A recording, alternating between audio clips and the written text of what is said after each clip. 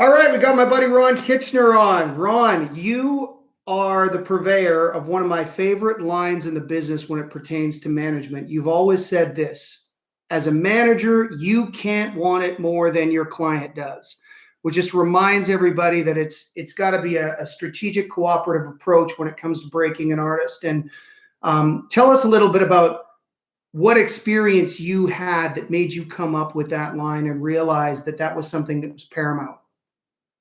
Yeah, I think going back, a lot of it has to do with, when you're early in the business, you take on your one client, you go through every exercise of effort and mistakes and everything. And then you, of course, realize that, you're not going to survive in this business with one client. So you add to the roster. Next thing you know, you have multiple clients, and you have to really value your time when you're spreading your time out between clients. So I think that has a lot to do with it. And I think the real thing is when you're young, you're on your own, and you've got one client, and you don't have an assistant, and you're working from your bedroom, you are doing everything, and you are working hard. You're hustling. You're writing the press releases. You're engaging on every single level. Not like you wouldn't be down the road, but the point is you're really probably going deeper than what's really expected. So I think as more clients kind of came into the fold, I realized that my time could be spread thinly here, and that certain parts of the business were going to have to be shared. And I'm not saying that they'd have to get into my part of the business, but we just have to really, think about where the workloads would be. And so there's a little bit of that, but also just with respect to their part of the business, the artists have to I can do everything to get them to the stage. They have to get on the stage and really deliver and get to the back of the room. And so part of that isn't just doing it 10 times and feeling it out. It's all the little bits of work you have to do along the way, and that involves not only doing all those shows, but just thinking about it a little bit more, and what happens on stage, and how's the communication to the audience, and it doesn't matter whether your first few shows are with 15 people or 500 people at a little small fair in outside of your hometown. The key is that you have to work hard on every aspect of that. And so that was just a little bit of a mantra that we kind of ran with for a bit. I'm not going to work harder than you to achieve this. This is your goal. This is your dream.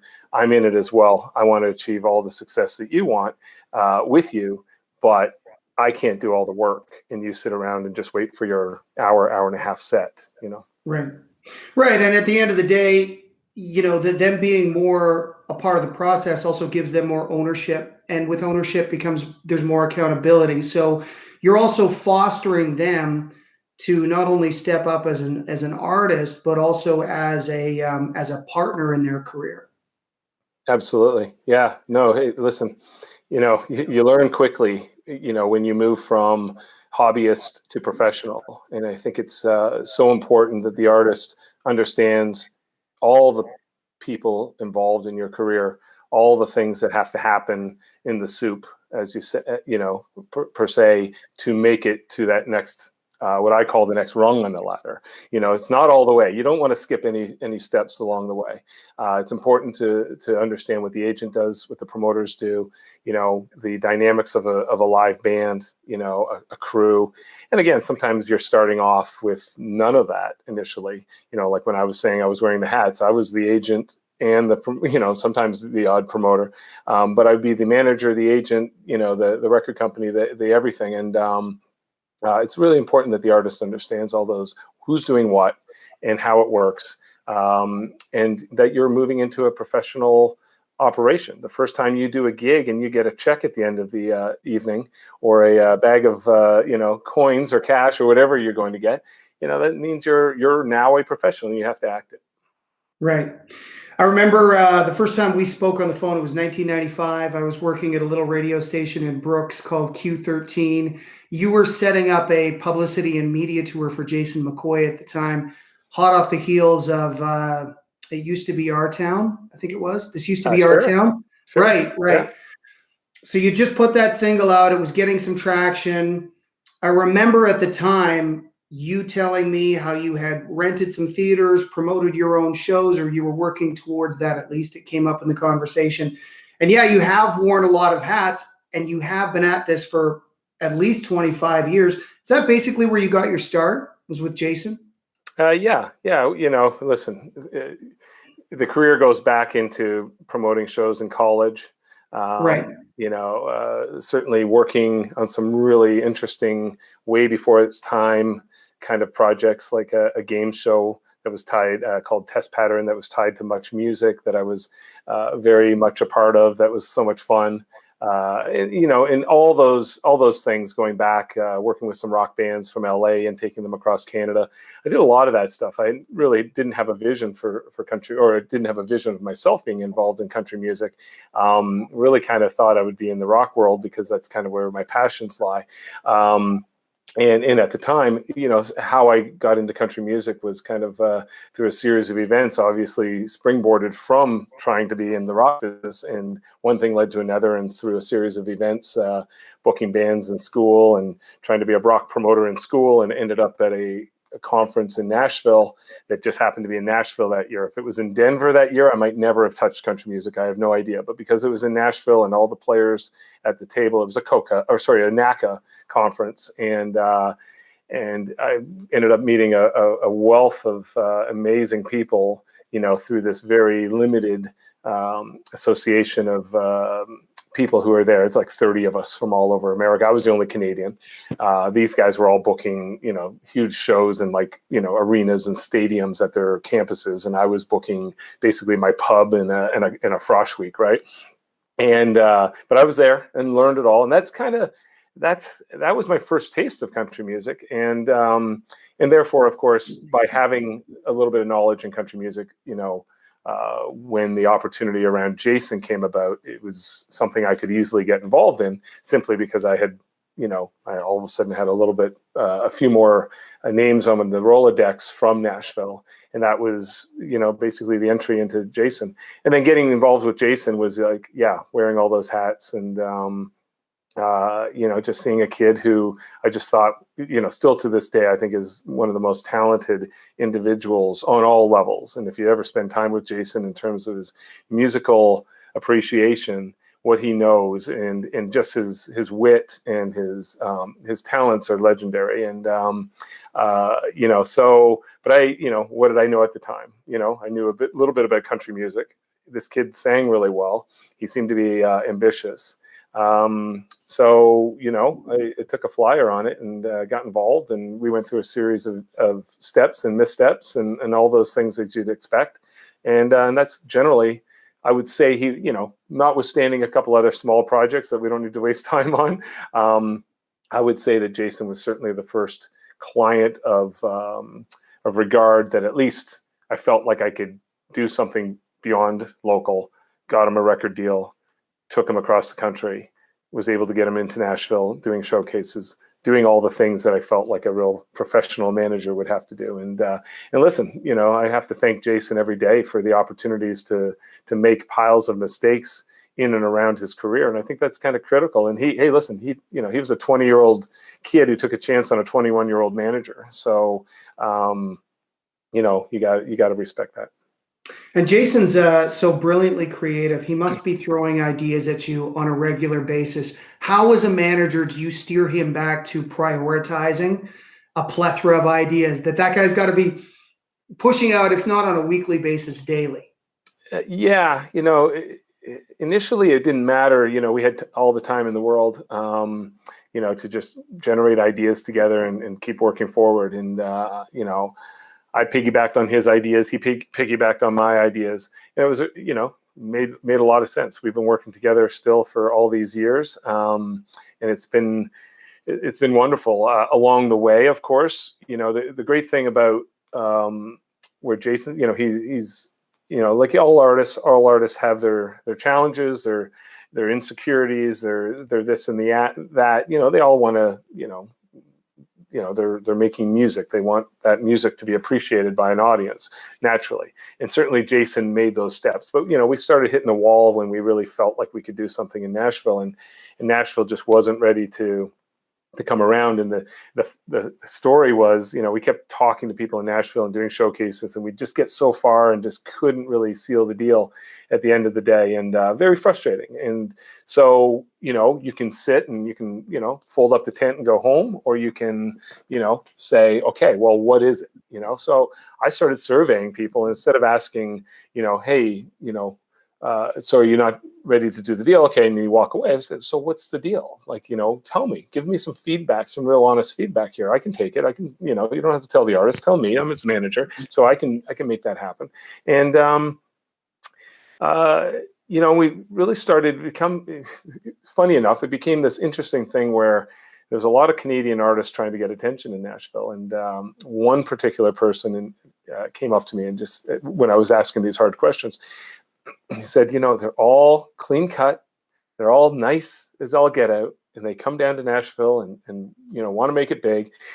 And, there's this little thing about, there's a cowboy, you've got artists coming out of Beaumont, Texas, and Tulsa, Oklahoma. These are, rope riders and whatever they might be, but there's a little toughness to them. The ladies like that, right? And, these cute boys coming out of Canada, clean shaven and all that may not necessarily appeal. Now, I don't think he was speaking for everybody. He may have been speaking at that moment for 2 or 3 Canadians. I'm sure there was a lot of clean-faced American boys getting deals. Things were booming at that time in country music, so I always felt like Jason had a chance. Everybody respected his talent. We just couldn't get to that next level.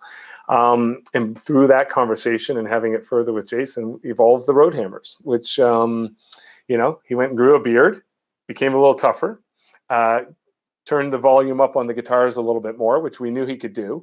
He might have gotten pigeonholed into this traditionalist kind of country attitude, but he always had a rock sensibility to him. And that was a lot of his brilliance, creating that band and piecing that together based on a reaction to his solo career, not with any more intentions than to probably in Jason's mind to say, you know what, screw it. I'm going to go, I'll do a one-off record with a little more grit, and that's what and he was always, he was good that way. And same with Born Again in Dixieland, that came about from him and I having a real honest, hard-nosed conversation about where his album was at and where we needed to go. And instead of, again, cowering and going off and being pissed at his manager, he went out and dug deeper and found, the attention. He went out and wrote that song at midnight or something like that, and started it and got it going. And literally 24 hours later, started playing that song to me. And I said, that's a game changer right there. And so, that's what you want in an artist, and you want them to be able to take the real criticism. Nobody else is going to tell them the truth. The manager, everybody in the audience, they're going to come up at the end of the night, even if you have a half-assed show that's not the perfect show. What are they going to do? Come and tell you that it wasn't a great show at the autograph booth? No, they're going to tell you a great show. So you're constantly believing that everything's okay. And the one person in the room who's there being the most critical, it's probably the guy who's who's, hey, listen, the bigger you are, the better you are. It's obviously going to benefit me as much as you. So my job is to give you the truth. And so we've always been good that way, and made those progressive steps. And Roadhammers was an interesting dynamic. And interestingly enough, he ended up getting an American record deal with the Roadhammers. Right. Yeah. It's interesting because it's almost like a coach dynamic, right? Where you work for the player, but you have to coach that player and make sure they're showing up at practice and criticize them when they're not executing properly. But at the end of the day, you work for them. So it's unique in that role. Now you've got a management style that's very direct. You're very forward. Do you find that depending on your client, you have to nuance your approach? Like, you probably don't speak to all clients in the exact same method or language, do you? Yeah, I would say that. Over the years, I've learned. Listen, we all go through our curves of I'm learning things to this day, obviously, especially with the situation we're in right now, we're all learning a little bit more, right? But absolutely, you get to understand the personality of your client, and you work hard. I've kind of always been a little, tough in my approach, and I don't know if it's necessarily the worst thing. I think it's sometimes a good thing. At least I appreciate that. Not everybody appreciates it the same way. I appreciate that it gets to the point, and I think that's an important thing. I'd like to keep making, 2 steps forward all the time. I'm not one that really enjoys the 2 steps forward, 3 steps back, because that's what happens all too often when you can't, get that communication situation together. And so, yeah, I would say that that's just an approach. I know others have that same approach, and I've also known others who have been very successful, complete opposite of that. But I've learned over the years to not be as aggressively forward with things as much. So it just depends on who, and not everybody can handle it the right way. Well, and being direct is a compliment, because you're not wasting anybody's time, right? You're getting right to the meat of it. You're taking less of a roundabout approach and making sure that they understand exactly where you're coming from, exactly what the criticism is. But you're right. There are times where, I've noticed that if I approach some of my clients the same way I can be as direct with other of my clients, they just shut down. And if they don't hear you, then it really doesn't matter what you're saying. So it's great to have that nuanced approach and still find a way to be direct. And somehow you've struck that balance over the years, which is impressive. So let's talk a little bit about the future. You've obviously had incredible amount of success recently here. Tim just went #1 with another song, Tim Hicks with the No Truck song. Madeline Merlo was just recently on Songland. That must have been pretty incredible for her. Like, what an experience. Yeah, absolutely. It's sometimes these wonderful things fall out of the sky, and that's what you want, right? It's like sometimes you have to, like I say, you have to really work hard, to be lucky or to get lucky. And I think that's what everybody has to appreciate in our business, that you never know, because again of the multiple dynamics of our business. I think it applies in other parts of the business as well, or other businesses as well. But in our business, there's lots of people that, hey, listen, somebody could benefit from what your artist is doing. But timing is so critical and crucial. And listen, our roster and clients have had great things happen. Sometimes great things happen at the wrong time in their career. Great things happen in the wrong time of the album cycle. In this particular case, we like to think that it was just a nice added bonus to what we were building. It wasn't part of the strategic plan. Madeline had developed, through a bit of a Canadian initial system. I don't advise that today as I might have when she started, but we've been working with Madeline for 6.5 years now. So quite a while of developing her. You have to understand that I saw her, knew about her, listened to her, was very intrigued, loved the voice, saw her before she really even played a show. And my thing has always been, I need you to go out, play a lot of shows. I need to see you live. I need to see how you feed off of a crowd. That's a bit of an old school approach, but that's always the way I've approached artists in the past. I love the live dynamic. I think the live essence I think it's a key contributor to the marketing. I think it's the essential, if you got the live thing down, we can figure everything else out. Madeline hadn't played a lot of live shows, if any, but there was a voice there. There was a charm there. There was something special. So I told her it was going to take a while. I'm not just going to sign you and take you to Nashville. I said, we're going to go to Nashville. We're going to learn the business. We're going to do the steps in Nashville. First time, I want you to go down there, explore the town, go to the Opry, go to the Hall of Fame, do all the things as a tourist, absorb the town. And then the next visit or later in that trip, we'll get to work. And we slowly, went through those steps. To her credit, another hard-nosed conversation. She was writing some songs, and thought she was ready to come to Nashville, or she was ready to go to Nashville. And I just said, I don't think your songwriting justifies you moving to Nashville. I said, I think you need to get to another place there. And I said, I'm not sure if that's 3 months or 6 months or a year, but when you get there, then we can decide, because I need you to go to Nashville, not to just hang around like it's first year at college. I need you to go there and work and really hit it like you mean something in that town. But let's be half a couple of steps down the road. Let's not just go there and make all the mistakes for a year. So let's get the songwriting together as much as we can do in Toronto and Vancouver and in these places. She moved to Toronto, and we had multiple trips to Nashville, but it took a little while, and she didn't like that. She didn't think she was ready, but she eventually dug deeper and found a way to improve that aspect of things. She's continued to have to work on her live show, all those things, but we had the opportunity to do more and more shows as we were releasing music. So once we really felt like her songwriting was at a place that I thought that she could be in line to then come into the University of Nashville, as I call it, and get in line, and then work your way towards a publishing deal, then that would be step one. And step two would be then another year to 2 year plan to get a record deal. And, without getting into all the minutia of it, we eventually got her down to Nashville, got her working, and she achieved the publishing deal in less than a year. And worked out wonderfully, and now things are evolving and getting better all the time in terms of her opportunities.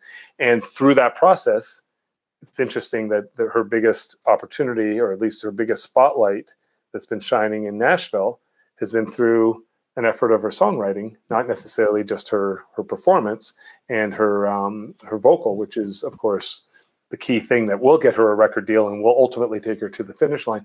But her that Songland opportunity really respects the songwriting process.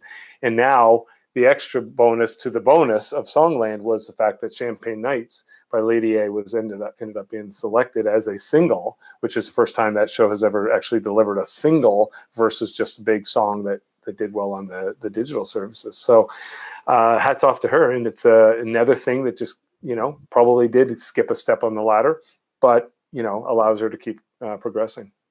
You touched on something earlier, and I think it's a really good point.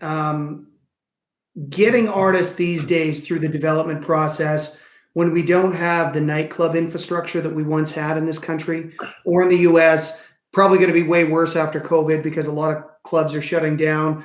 So how do you close that gap on getting the artist their 10,000 hours so they can get some mileage on them in front of an audience, understand reading a crowd, reactions, all those things that were somewhat intuitive when bands used to play clubs 5-6 days a week? That's gone now. So what do you do? Yeah, it's one of our biggest challenges, Jim, but it's a different world on a lot of levels. People are making music in different ways. People are getting their music to an audience in different ways. I'm not saying every genre is the same, but I do think there's the consumer likes a lot of this, a lot of multiple genres. So, how they deal with that music when they hear it, whether they're inspired to go see a show or not, or whatever, regardless, getting an artist country music certainly has always been, a big thing live, right? Festivals, performances, the artists are up and down the highways, nonstop as it seems. Prior to an artist even getting to Nashville, the Canadian scene has always been enough of a challenge, just simply because of the dynamic of the, geographic location and population. A lot of, you don't play a lot between Winnipeg and Regina. You don't play much between, Kelowna and Vancouver. There's just only so many places you can play. So that in its own self has been a challenge. It's other ways, you just build, build inside their confidence, build inside their, making sure that the songs really the songs and the artistry bring something together. Just being a singer, I think is important, or can be important to some. And maybe that's all at the end of the day that they're inspired to do is just sing, and they'll find songs in Nashville. But I want to work with the whole package. I want to work with artists that really get a sensibility to the artistry. They write the songs, they perform the songs. There's some deeper connection to it. And that doesn't mean we can't work with outside songs, but it all leads, as to the question, it all leads to what they do on stage. And I think the best thing you can do with the limited opportunities to get there is to write and develop or find songs that are really inside your wheelhouse as a personality, who you are, what you want to say, who you want to be, how you want that audience to perceive you through the lyrics, through the music, and all those things. And finding your point of difference, I think, is key.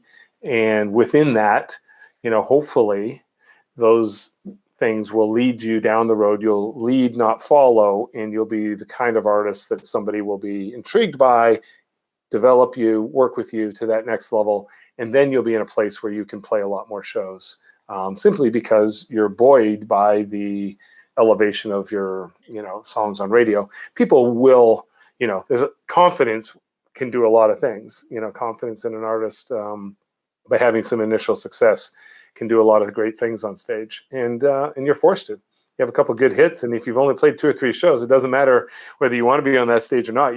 There's going to be demand for you to be on that stage. You better get out there and figure something out. Right. Yeah, and I think that's a really good point. If you can't get the 10,000 hours in, at least make sure that you are performing music as an artist that heavily resonates with you, whether it's something you wrote, something you found, but it's an overused word, but authenticity, right? That's the thing that the audience generally is looking for on stage when they see a performance. And you're right. You can get an artist who's gone through their 10,000 hours, but they were covering other people's music. It never really resonated, and none of it felt authentic, And so closing that gap by performing music that resonates with you as an artist or you've written seems to be a good approach for it. And so that would lead me to my next question, which is, as you're looking to take on new clients, as you're looking to develop, their ability to have some songwriting chops must be key in your decision-making process. Absolutely. Again, it really just comes down to, something that's real, like you said, authenticity. And I know it's overused now, but it makes a lot of sense. I really think that an artist who makes a connection to an audience, you can have a momentary hit, you can have a 2 or 3, you can run on a hit for 3 years. I think there's something more than that. And I think that's what I'm always striving for in the artists that we represent, is not really kind of grabbing that momentary hit as much as grabbing the long-term, an artist with something a little bit more to say, or can bring something else to the table. You want something genuine. You want something, Reba McEntire never wrote a song. Doesn't, to my knowledge, maybe 1 or 2 songs, but for the most part, she's just a great deliverer of ideas. But you wouldn't think for a second that she's not feeling every emotion in those songs. Every lyric is genuine to her world, right? And she and Tim McGraw to some degree as well. And I think a little bit of that is missing, in some of the music today. Even though most of the people are writing songs, I do think that there's and I think that goes back to 10 years ago when the business was kind of a bit in the ditch, maybe 15 years ago when the business was in challenging times. The label structure, the dynamic of our business economy adjusted to the point where, the labels started, working with artists that they could get pieces of all levels of income. And, publishing was one of those. So next thing you know, we've got this new world of compounded multiple artists who aren't just singers as much, but they're songwriters. And I think that's important. And I think that does have a layer of authenticity to it. But if your approach to it is just simply writing hit songs and hit songs only, then that works. And that works to some degree. And sometimes that's all the audience wants in some genres. And I think country is kind of leaning itself a little bit more into a very pop-oriented kind of genre. I like the artists that are really authentic. I like the ones that are a little outside of the box, a little on the fence, a little different, a little unique. Might come up with something really left field. But I'm the willing, and I've done it over the years. I'm willing to go and champion something like that, and I'm willing to put my reputation on the line and leverage a little bit of what we've established in the business to go and push something that's a little unique, and rather than falling in line with everything else. And so that's, so generally you're going to get, the artists that write their own songs doing that. Going forward, it doesn't matter whether it's country or rock. I'm interested in real storytellers, and interested in really genuine artists that are doing something unique and different. And and that's having been in the business now a few years, I don't think that I'm at any ending stage in it. I feel like there's a lot more to do, but those are the choices that we'll probably make going forward. Yeah, I mean, George Strait falls into that category as well, as a guy who never really wrote anything. But when you hear Amarillo by Morning, you believe it. It's not like Absolutely. geez, I wonder if this guy actually ever lived this experience. And whether or not he did, he's able to pull it off with some level of authenticity. Now, as the environment in our business, creatively speaking, becomes more and more focused on the success of singles, production, pop production, as you mentioned, do you think it erodes the fidelity to authenticity and to finding material that you resonate with? Because it seems to be one of the concerns I have as a manager is I have a lot of artists coming to me with a folder full of songs going, these are all radio hits. And that's great. I mean, I make money off radio hits, so do you. But my concern sometimes is, or my retort to them is, yeah, but are they you? Like, do you feel them? Can you interpret them? Can you message them effectively? Because if we build a foundation of radio hits that actually have nothing to do with you, we might get the chart numbers, but we're never going to have the follow through on the live. Do you have that Yeah. concern as well at times? Yeah, absolutely. Again, it comes back to that center point of finding unique artists that are saying something different with a different approach. Every 5 years, thousands of more songs have been thrown into the mix. More songs make up the opportunity for the current playlists. Doesn't matter whether it's DSPs or radio. There's only so many songs that can fit into your day.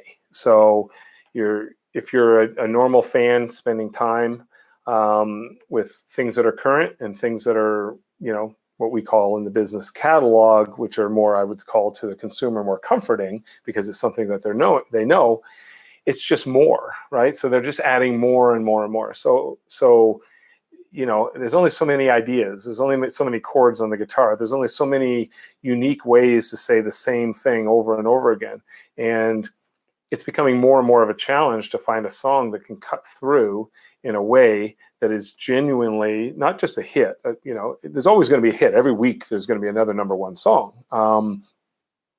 How do you find something that really makes a difference? How do you find that one song that just says that right thing, that lyrical wordplay and or that production element that just absolutely makes you go, holy crap, right? And I don't know that there's been enough of those in the last little bit. And I'm not so sure if it's, listen, there's some incredible artists out there. But again, every year, every part of the business, every genre of the business, whether it's having success or not having success, I think when you're more successful, then it's easier to just kind of follow everything, right? So country music's been very successful for many years. And I think there's a genuine thought to, as much as everybody will say they want something unique and different and standing out, a lot of people are doing a lot of the same thing. And that's working. It's working for a lot of people, and it's a good business model to some, but, to me as a businessman, I want to find something that's unique, and I want to go and create the next wave. You're always driven by that. You always want to be on top of the next Garth Brooks or something that just comes out of left field and really nails it. Not just one song, but 2 songs. And then the identity of the artist just all comes together and everybody goes, holy crap, I get it now. Right. And it'd be nice to see more of that. But, that's just the way it is, I guess. Right. And, I think other genres, will probably maybe, there's some genres that aren't as popular anymore that might need to get a resurgence, and it'll probably take something like that to really kickstart things again. Right. Now, when you're working on a project with an artist, how many songs are you listening to a week? We're not as many as I wish, that we probably should, just, in current times, but, oh yeah, we go through lots. Every artist is different, I've worked with some artists who, without naming them, would literally come towards an album project and, it's like, we're going to record 10 to 12 songs, and they deliver 12 to 14, right? And so you're literally finding 2 or 3.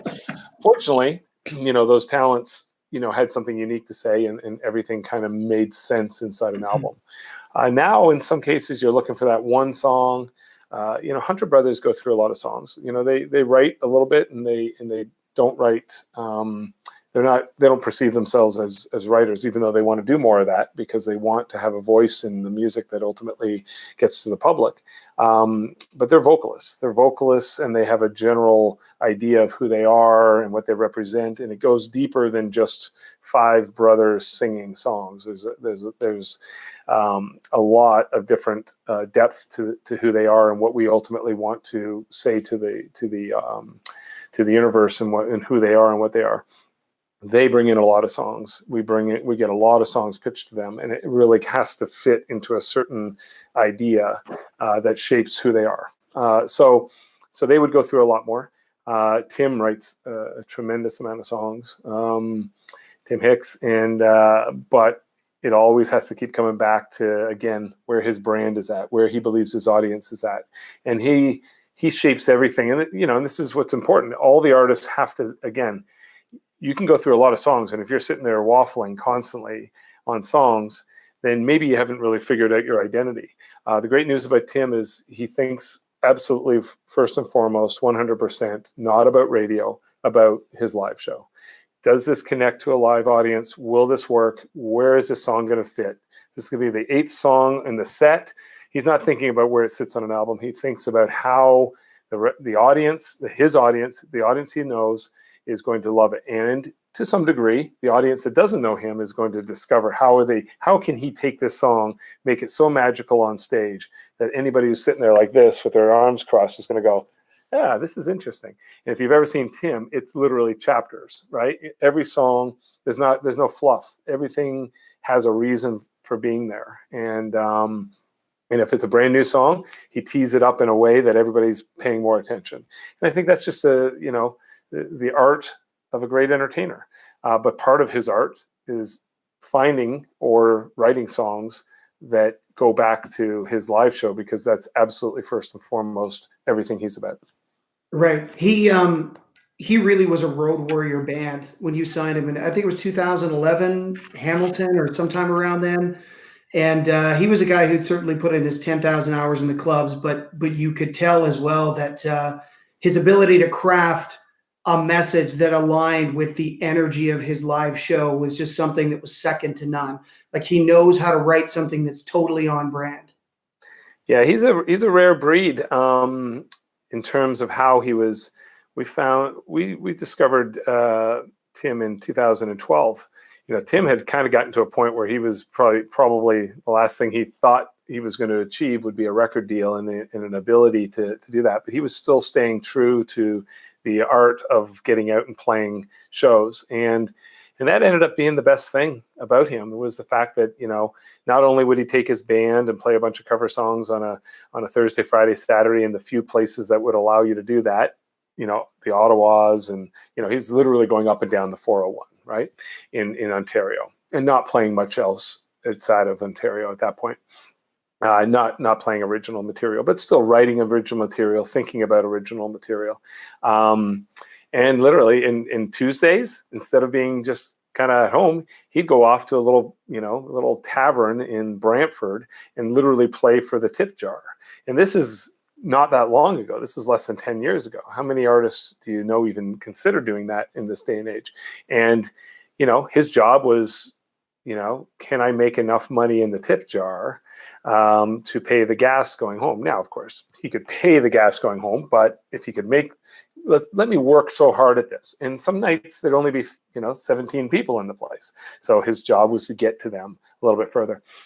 So we knew if we could get the music right and the identity right and all those things, we knew we had a genuine entertainer, because it's second nature to him. He had no problem getting up on stage with a band, without a band, in front of a radio station, whatever. That part of the puzzle was not going to take too long in terms of our artist development.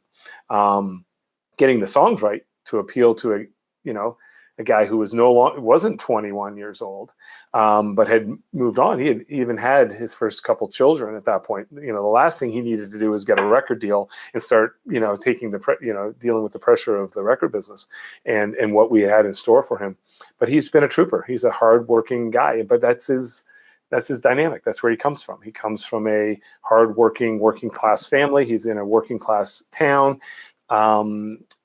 He knows what he has to do, and there's nothing that you can ask him to do that he won't do. He's very in tune with working hard and getting to his audience, and it makes for a great artist. And at the end of the day, he may not pursue, the opportunities that, might be there in the U.S., but, we've got other things that we're doing for him, and, taking him to other parts of the world, and just, not trying to fit into something, just basically saying, here's who you are, here's who you want to, this is who you are. Let's just take this to the places that care for this. And, as you know, of course, America is a whole different battlefield in terms of opportunities in getting through the gatekeepers. But there's other places in the world that can appreciate Tim for who he is. Right. Yeah, it reminds me a little bit of the process of like a stand-up comedian, like a Dave Chappelle or a Kevin Hart, who works arenas on weekends and stadiums, and then during the week, sometimes they just pull into a club unannounced, go up and do a set just to stay sharp. Sounds like Tim sort of adhered to that strategy in the early days. Now, on the other end of the spectrum, creatively, you have someone like Jessica Mitchell, who has incredible appeal, but is a totally different artist. And what is it about her that made you go, I'm in? Just, jaw-dropping talent, not only a voice, but just, like a real depth of sensitivity in an artist. Again, you're talking raw authenticity, that's Jessica all day long. You know what I mean?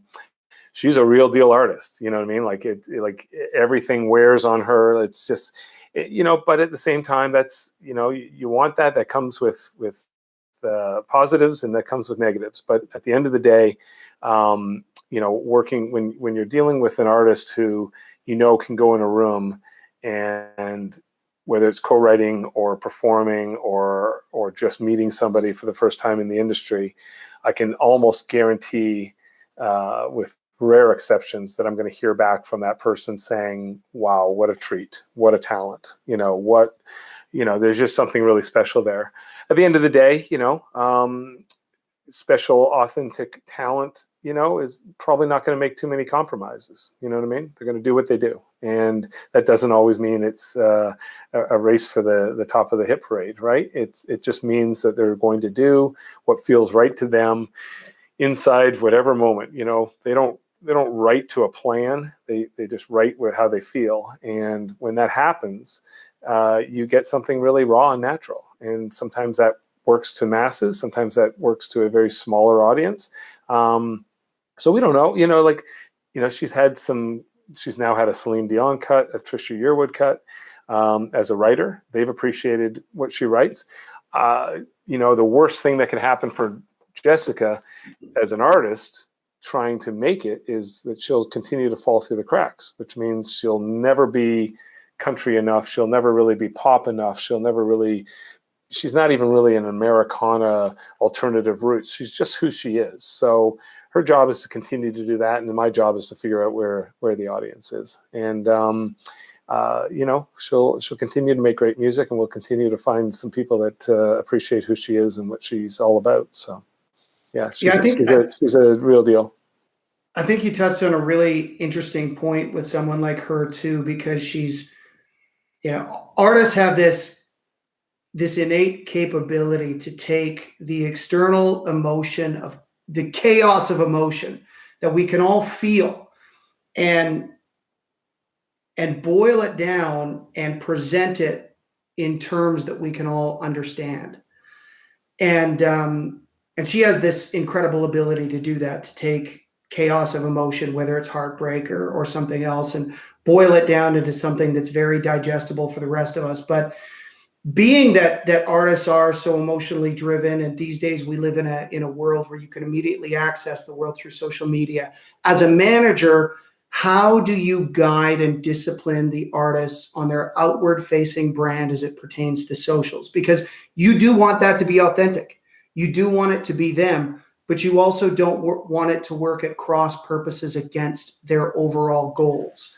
So what types of conversations do you have internally about those things?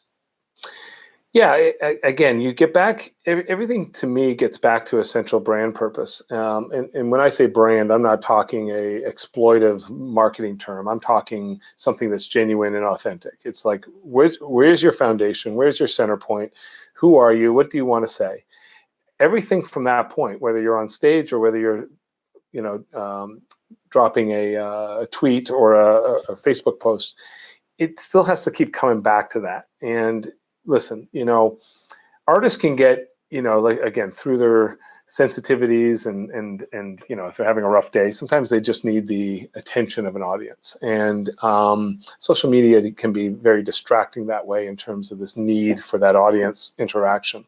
And so you just have to be continually careful about what you say and what you do and how people might perceive that. At the same time, you have to be real, right? So if you're writing about a particular song and you're not consistent with that in terms of any kind of messaging, if there's a particular song that says something and people are talking about that, then you have to be genuine to that. And but again, you're hoping that at the end of the day that the efforts are very natural, where you just want to make sure that people don't abuse the opportunity to communicate with an audience, to stay inside the musical bubble. At the same time, you don't want to handcuff your artists either, like to the point where they can't do anything without thinking about how they want to, purpose a thought and to their audience, because to me, that's still part of the art. Nowadays, you as much as you want to avoid it, an older guy like me, social media sometimes is just a little outside of my wheelhouse. But fortunately, we have some great people on staff that deal with things like that and know where those things touch, and it's part of a business effort. You need to continue to keep your audience engaged. At the same time, you still want it to be genuine.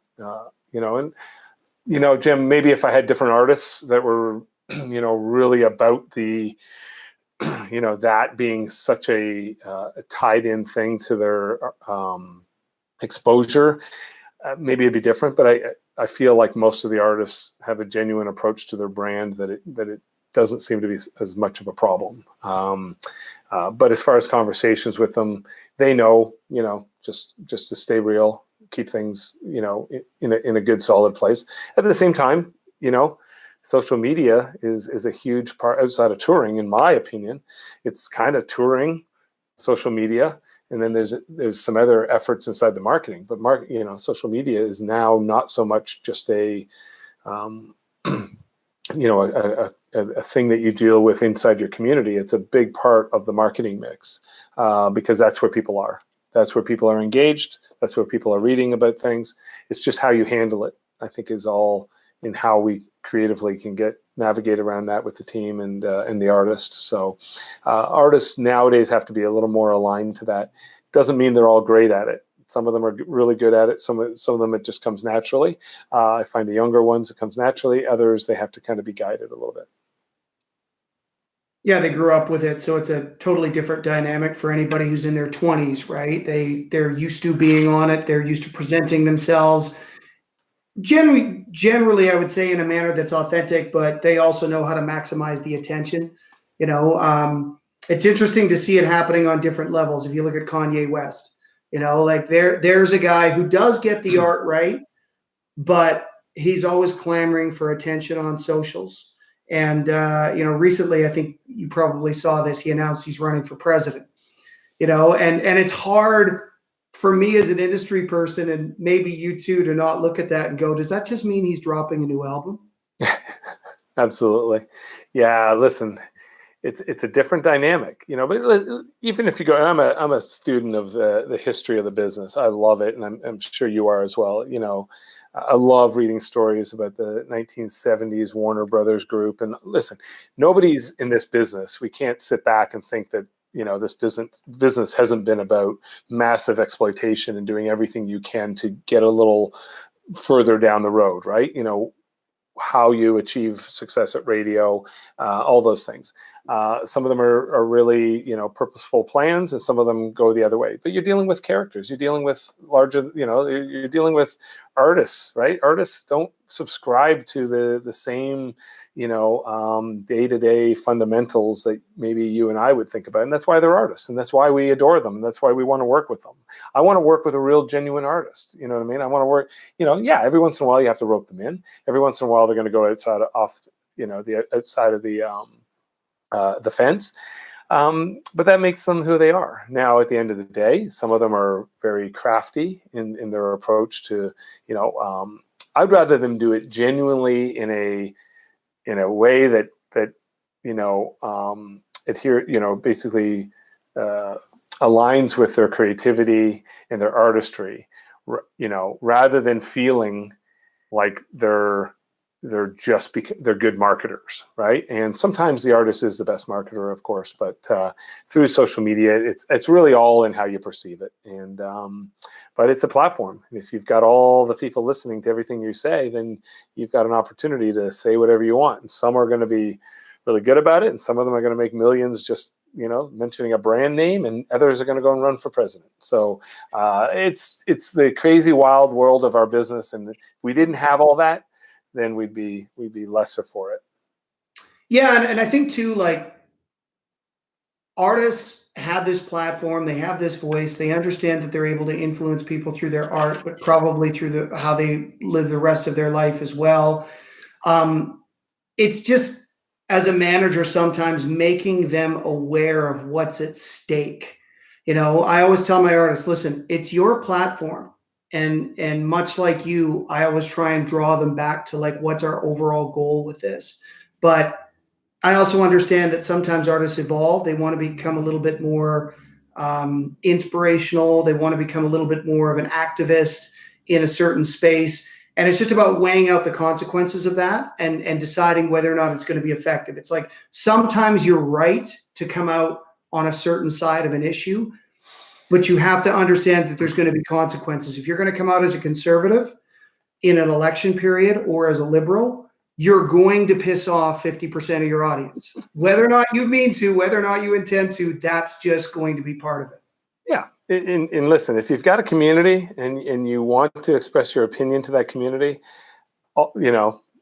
whatever, some artists are just going to have that open runway to do that, and people may not get in their way, and that could cause them trouble. It could elevate things. Who's to say, right? People are listening to celebrities. People are listening to artists that they follow. It's just part of the culture of our world right now. Sometimes I'd rather listen to a celebrity's opinion versus somebody, even in politics, who might have a more educated opinion. But for some reason, that's entertainment to me, is listening to, my favorite artist's opinion on it.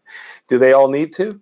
Well, some of them do. Again, does it come back to the music? Does it come back to the genuineness of the artist and who they are? I think people have to believe that what you've done musically and what you've said in media, like traditional media, and how you've built yourself up to a certain place justifies how you extend your social media to, first and foremost, to your community, and then how you might use it in a way to get a larger audience. And again, I think everybody's going to be a rule breaker to some degree. Maybe there shouldn't be rules when it comes to social media. Obviously there aren't, if you really look at the wider scape of the world. But yeah, listen, it's also, depending on the times, depending on what's going on in the world, sensitivity can, and doing the wrong thing in the wrong place when you have no place to say it can put yourself in a very awkward place. And you don't want to work hard for 10 years and have the wrong message get out there because of some ignorance or some offhandedness or some, misguidedness or whatever you want to call it, and ruin your career. Right. And, ultimately, great artists change the world through their art. If you think about Bob Dylan with his song "The Hurricane," about Reuben Hurricane Carter, and how that song initiated enough lawyers to take interest in the case to ultimately exonerate Reuben Hurricane Carter of a murder charge, which he was already serving time for. I mean, that's an example of an artist at Bob Dylan's level changing the world, changing that man's life. And I know social media wasn't around at the time, but he didn't do it with a post. He did it with a song. And so that's often a good reminder for artists who are approaching activism too. It's like, yes, you can make a post, but is that enough? Is there something more that you can say about this in a much more powerful platform or format, right? I want to bounce back to some of your history. So you were one of the first major independent labels in Canada that really took country seriously. You launched Open Road Recordings. What was the impetus behind that? Because up to that point, you were managing artists. You'd done a little booking with L'Esperance. You promoted some of your own stuff. But what was it that made you draw a line in the sand and go, okay, somebody's got to go full bore in Canadian country music, and that somebody is going to be me? Yeah, it's as simple as that. It was managing two artists up to that point. Both of them had been released by Jason. We had signed to MCA. Doc Walker, I did a distribution deal through MCA, turned into Universal. Randy Lennox and I had gotten on very well right from the beginning of, the whole how we got the Jason McCoy deal in the first place, which is an interesting tale in its own right. But in doing so, we built a great relationship. I had managed these artists, and back to wearing all the hats. I was writing the press releases. I was doing it all. I was going in and out of Nashville. I was building that network. I'm not saying that there wasn't a good scene at the time. There was a scene for sure. I might have been a younger, fresher voice and fresher face. I look on it now. I can look back to that era and realize who was in the pool at the time. That didn't mean that there weren't young people trying and striving, but I was an ambitious young person. Again, I came out of a rock and roll foundation, just the music I loved and where I expected to be. The minute I thought I was going to be in the music business, I never thought for a second that it wouldn't be rock and roll, because that's what I lived and breathed and appreciated. When I sensed the opportunity on country, country had started shifting a little bit. There was a little bit more guitar. There was a little bit more production. So there was some of that stuff was a little bit becoming a little bit more in my wheelhouse. Jason was quite a traditionalist when you look at the wider scape of it all, even though he went on to do the Road Hammers. But he had a traditional country voice and played traditional country songs as far as I was concerned, how I perceived it at the time. And my second act was Doc Walker, who, one person who will remain nameless from CMT at the time, more or less said, great band, you'll probably do well with them live, but you'll never get them on radio. They're too much of a rock band. But maybe my rock background appealed, whatever it was, they appealed to me a lot more. I felt, again, there was an opportunity with those guys. Not only were they going to get out and tour a lot, but they were also had a little extra, again, turning up the guitars a little bit. Nobody had really done that as much, but it was starting to happen. So, again, belief in the band, belief in the process, young, ambitious, going to the wall, working 24/7, all those things combined. So there I had two acts, doing a lot of the work. Not that MCA wasn't attentive to what I was doing. I was bugging them all day long. I didn't feel like the guy doing the country stuff, that I didn't have a place. I was bugging them in Toronto. I was there. I was on the road with the acts, doing everything I could, and realized at the end of the day that, Toronto being the central spot, it was like as if country music was kind of coming out of New York in America. There's so much going on. So they're working a Jason McCoy record for a second, but then they're also working Tragically Hip and the Headstones and all these things, the same person. So they really couldn't wrap themselves around it. And while there were some good independent labels, they may have waned a little bit or whatever. And it just seemed like a really good opportunity. When I started the label, my intentions were not, and maybe it bit me a little bit later, but I got around it and I have it all now. But at the time, I kind of wanted to partner and I wanted to keep management and label separate. So I literally had a management office and a label office. And I partnered with a company that provided me the services, and I just more or less said, okay, here's who I want to sign. Here, I'm going to set the marketing tone, and you guys kind of do the rest. And so that was it. And sometimes I'd go up to that office a couple days a week, and then I'd stay in the management office the other days. And that was the plan. And I wasn't going to put everybody on my management roster on that label. I really desperately wanted to launch that label, not with a Jason McCoy or a Doc Walker. In the end, I did launch it with Doc Walker. We were close to a couple other artists, and we just, in the end, just didn't feel like they were ready. And Doc Walker had delivered a brilliant record at that point. So it was like, okay, we've got to go. And then, of course, the second record was Jason. And then we eventually got into the Wilkinsons and, a few other artists, and eventually Johnny Reid. And eventually the label really never it just kept going, like right from the get-go. Like we came out of the gate real strong with Doc Walker.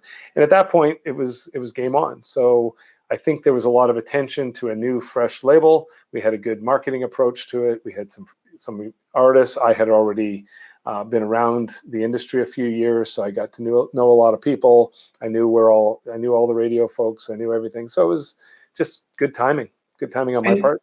And we stayed. Funny enough, I was surprised that it took so long for the majors to eventually get in. So we really had a lot of room there for many years before it's like it is today, where it's kind of, and this, you've been around as long as I have, at least watching and seeing everything and being a part of it. It's probably fourfold, fivefold now in terms of what there was compared to now. So I'm not saying it was easier. I'm just saying that, we had a lot of room at radio. We had a lot of room outside of a lot of things. And for the longest time, even Universal, they were my distributing partner, but they would, I was technically viewed as their country partner for a long time. And then eventually they got into distributing more country labels as the genre grew. So I'm not saying it was, we elevated anything, but I'd like to think that we stirred the pot enough and started developing it to the point where the majors started saying, hey, let's get into this genre. It's starting to explode a little bit, and let's not let Kitchener have it all. So you also planted a flag in Canada for Big Machine Recordings, and you were boots on the ground for them for a long time up here.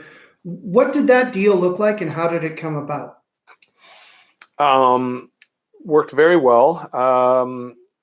It came about, it's interesting because Scott Borchetta, wonderful executive, great guy, he had started a label with Toby Keith, and him and Toby had basically started this independent label, but obviously elevated by tying in with Toby, who was of course the household name at that point, and still riding a lot of waves of success. So they had established that, and that was at a time where I was 6 months into having established boots on the ground in Nashville. Keep in mind, I had been going back and forth. Nashville was literally every month spending time down there, hotels or sleeping on people's couches for years, and then eventually getting to a point where I said, okay, I need to go and establish a presence down there. But I didn't want to establish a management company with a bunch of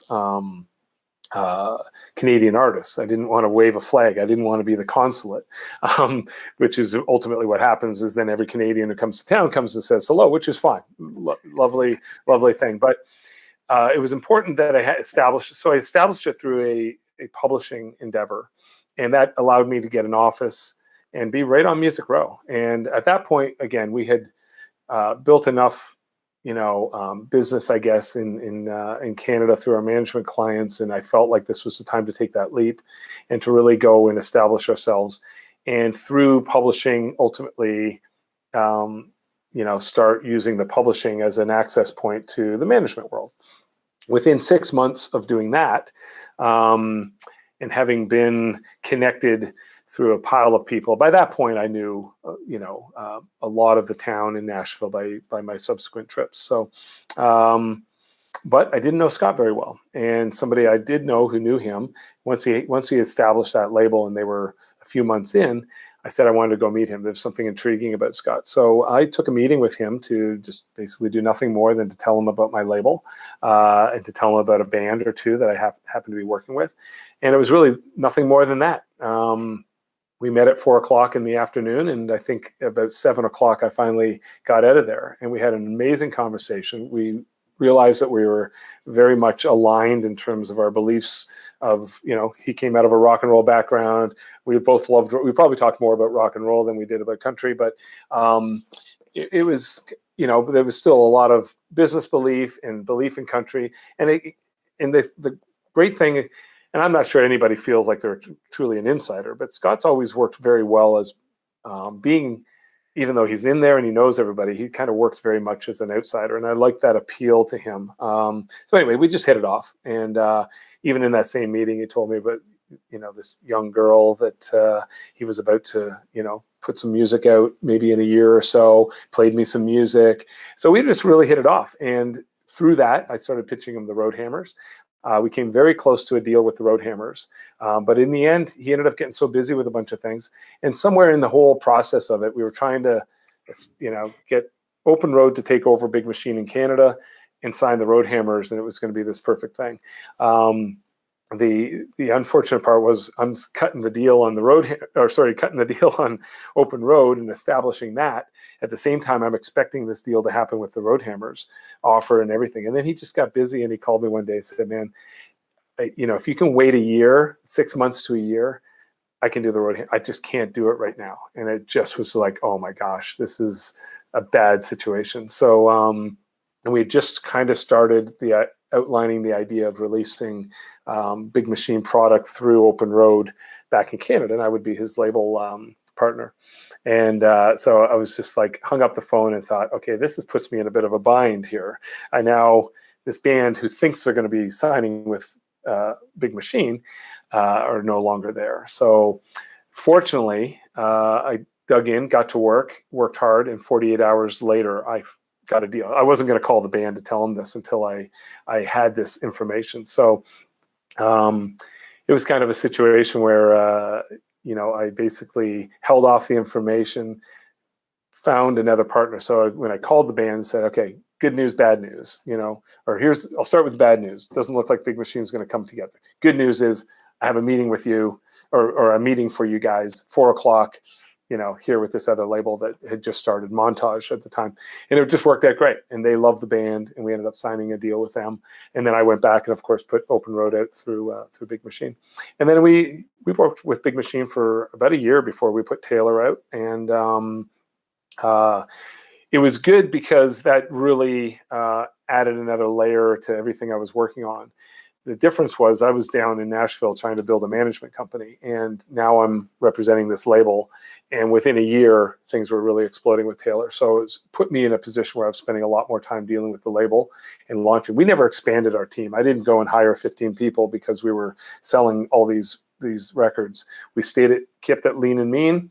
I focused, I dug deep, and we stayed with it. But we ultimately did add some people, and it ended up being a great partnership. But listen, we knew that wasn't going to last forever. Taylor was just getting so huge, and it wasn't long before our subsequent deals. And Scott was very transparent with me through the whole thing. And ultimately, it came down to the fact that their label was distributed around the world, ex-Canada, and eventually somebody was going to catch wind of that and figure it out. So he did a great job. Scott's a great friend and a very strategic businessman.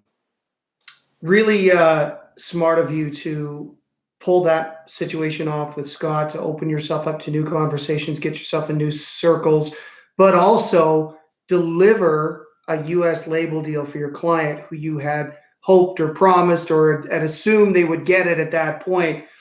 And I think that's another great attribute to have as an agent or a manager. It's like, don't take a problem to your client unless you've got somewhat of a ready-made solution in your other hand.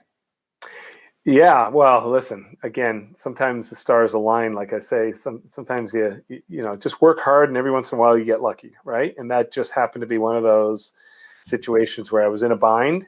But listen, all managers will have all these kind of stories over the years. If you stay in this business long enough, if you can survive in this business long enough, you eventually will cross bridges and paths that you will ultimately have to deal with things like that. And you want to have those stories. And anybody who's been around the business for as long as we have will have interesting stories of the day something happened or didn't happen or was on the rails. And you don't know how these things can work out or not work out. You never know exactly how close you are to something. I don't know. Jason McCoy might have gotten that deal on his third showcase in Nashville when we were getting closer and closer, and the Roadhammers might never have existed. Would that have been good? He might have put one single out like most of the Canadians at the time, and basically retreated back to Canada and maybe got into something else because he's brilliant and could do almost anything.